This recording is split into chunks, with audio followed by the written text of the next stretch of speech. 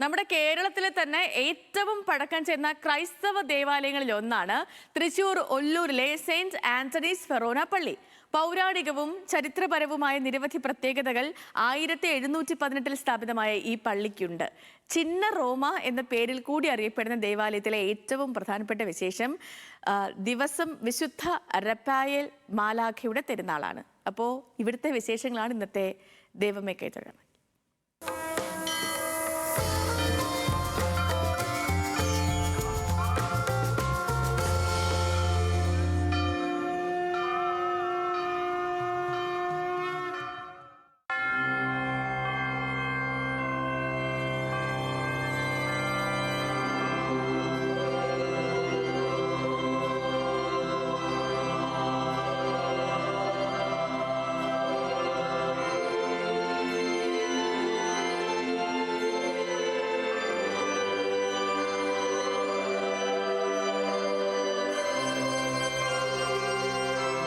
തൃശൂർ ജില്ലയിലെ പ്രധാന വ്യാപാര കേന്ദ്രങ്ങളിലൊന്നായ ഒല്ലൂരിലെ ക്രൈസ്തവ വിശ്വാസികൾ കൊച്ചി രാജാവിന്റെ അനുവാദത്തോടെ 1718 ദേവാലയം നിർമ്മിക്കുന്നത്. അക്കാലത്ത് ധനികരായിരുന്ന മാളിയേക്കൽ കർത്താക്കൾ ദാനം ചെയ്ത ഭൂമിയിൽ ചിറമേൽ ചാക്കൊരു പാലുവിന്റെ നേതൃത്വത്തിലാണ് പനമ്പുകൊണ്ട് കെട്ടിമറിച്ച താൽക്കാലിക പള്ളി പണിയുന്നത്.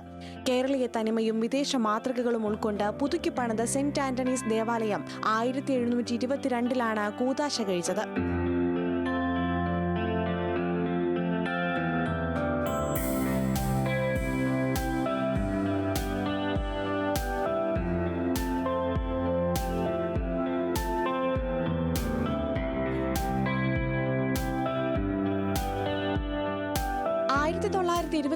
തൃശൂർ അതിരൂപത സ്ഥാപിതമായപ്പോൾ പ്രഖ്യാപിക്കപ്പെട്ട 4 ഫെറോന പള്ളികളിലൊന്നാണ് ഒല്ലൂർ സെന്റ് ആന്റണീസ് ഫെറോന ദേവാലയം. കേരള കത്തോലിക്ക സഭയുടെ ചരിത്രത്തിലെ ചില നിർണായക തീരുമാനങ്ങൾക്ക് കൂടി വേദിയായതിനാലാണ് ചിന്ന റോമ എന്ന പേരിൽ പള്ളി അറിയപ്പെടാൻ തുടങ്ങിയത്. വിശുദ്ധ അന്തോണീസിന്റെ പേരിലാണ് പള്ളി നിർമ്മിക്കപ്പെട്ടിട്ടുള്ളതെങ്കിലും പ്രധാന മധ്യസ്ഥൻ കാവൽ മാലാഖയായ റാഫേലാണ്. 1837 മുതൽ ഒക്ടോബർ 23, 24 തീയതികളിൽ റാഫേൽ മാലാഖയുടെ തിരുനാൾ ഇവിടെ ആഘോഷിച്ചു വരുന്നു.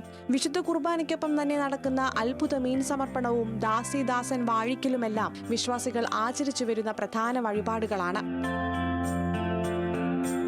ഇതിന്റെ പ്രത്യേകത തീർത്ഥ കേന്ദ്രം എന്നറിയപ്പെടുന്നത് വിശുദ്ധ റഫായേൽ മാലാഖയുടെ തിരുനാളിനോടനുബന്ധിച്ച് വിശുദ്ധ റഫായേൽ മാലാഖയുടെ തീർത്ഥ കേന്ദ്രം എന്നാണ് അറിയപ്പെടുന്നത്. ഒക്ടോബർ മാസത്തിലെ 23-24 ദിവസങ്ങളിലാണ് നമ്മൾ ഈ ഇടവകയിലെ സെന്റ് റാഫേൽ അല്ലെങ്കിൽ വിശുദ്ധ മാലാഖയുടെ തിരുനാൾ നടത്താറുള്ളത്. അതിന് മുന്നോടിയായിട്ട് 9 നവനാൾ ഉണ്ടാവുകയും അതിന് മുന്നുള്ള 9 ചൊവ്വാഴ്ചകളിൽ എല്ലാ ചൊവ്വാഴ്ചകളിലും ഊട്ട് ഉണ്ടായിരിക്കുന്നതാണ്.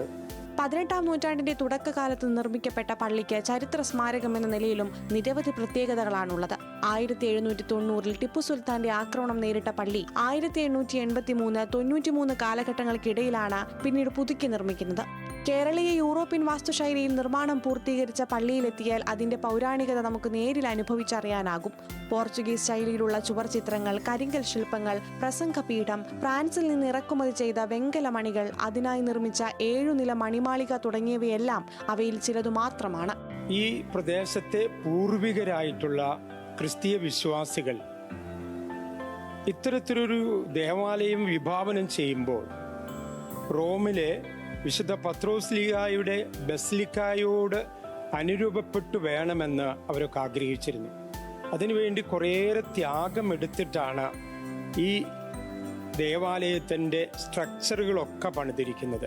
വിശുദ്ധ പത്രോസ്ലീഹായുടെ ബസിലിക്കായോട് ചേർന്ന് നിൽക്കുന്ന രൂപഭാവങ്ങളാണുള്ളത്, ചുമർ ചിത്രങ്ങളാണുള്ളത്, മറ്റ് സംവിധാനങ്ങളാണുള്ളത്. അതുകൊണ്ട് തന്നെ ഇത് പുരാവസ്തു ഏറ്റെടുത്തിട്ടുള്ള ഒരു ദേവാലയമാണ്. ഈ ദേവാലയത്തിലെ അവരുടെ അനുമതിയില്ലാതെ പ്രധാനപ്പെട്ട മാറ്റങ്ങളൊന്നും വരുത്താനായിട്ട് പാടില്ല. ആത്മീയ ആചാര്യരായ വിശുദ്ധ ചാവറ കുര്യാക്കോസ് ഏലിയാസ് അച്ഛൻ, ഏവുപ്രാസി അമ്മ, ഭാഗ്യവതി മറിയം ത്രേസ്യ തുടങ്ങിയവരെല്ലാം താമസിച്ച് പ്രാർത്ഥന നടത്തിയ ദേവാലയം കൂടിയാണ് സെന്റ് ആന്റണീസ് ഫെറോൻ പള്ളി. 1951 രാജ്യത്തിന്റെ പ്രഥമ പ്രധാനമന്ത്രി ജവഹർലാൽ നെഹ്റുവും ഇവിടെ സന്ദർശനം നടത്തിയിട്ടുണ്ട്. മധ്യ കേരളത്തിലെ പ്രധാന ക്രൈസ്തവ വിശ്വാസ കേന്ദ്രം എന്ന നിലയിലും പൗരാണിക ചരിത്ര സ്മാരകം എന്ന നിലയിലും ലക്ഷക്കണക്കിന് വിശ്വാസികളാണ് ഓരോ വർഷവും ഒല്ലൂർ പള്ളിയിലെത്തുന്നതും പ്രാർത്ഥിച്ച് മടങ്ങുന്നതും. ന്യൂസ് മലയാളം, തൃശൂർ.